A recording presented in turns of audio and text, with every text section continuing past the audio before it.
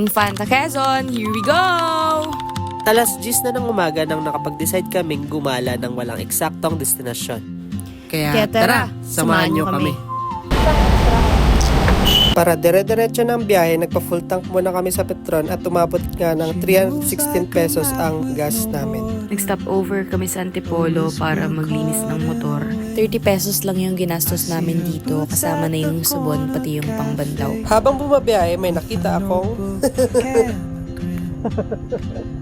She's chasing skies I've never nakita ko lang.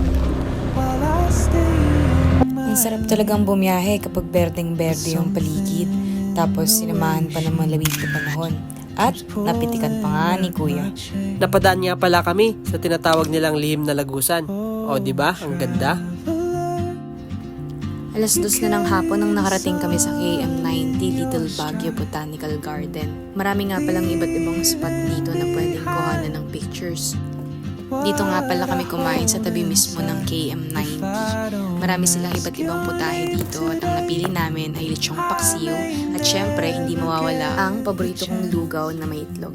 Sa halagang 260 pesos, busog na kami. Salamat nga pala kay ate na nag-picture sa amin. Shoutout sa'yo, ate! Ang sarap talaga sa feeling kapag nasa ganitong lugar. Kahit nakakapagod yung biyahe, magaan pa rin sa pakiramdam. Wala kang ibang iniisip, kalmado ka lang, payapa, tahimik, malayo sa maingay at magulong syudad. Sa Pinlac Falls nga pala namin napiling maligo. 50 pesos each yung entrance fee. Tapos hindi rin naman sila ganun ka-stricto kaya hindi na kami kumuha ng cottage kasi hindi rin naman kami magtatagal. Sulit na sulit rin naman yung inclusions nila dito. Malinaw at sobrang lamig na tubig, kunin ng mga ibon, malamig na hangin at tawanan ng mga taong nag-enjoy sa paligid. Pauwi na rin kami nito. Sobrang nag-enjoy kami. Salamat Pinlac Falls. Napadaan nga pala kami dito sa kanto malapit sa Daraitan Falls. Sa halagang 50 pesos nakapagmerienda na kami ng hotcake at fresh na buko. Ibang way na nga pala yung dinaanan namin pauwi. Via Tanay Highway para mas madami kaming makasabay sa daan. Dito kami nag-dinner sa Samgyup walang anuman. 199 each yung only pork,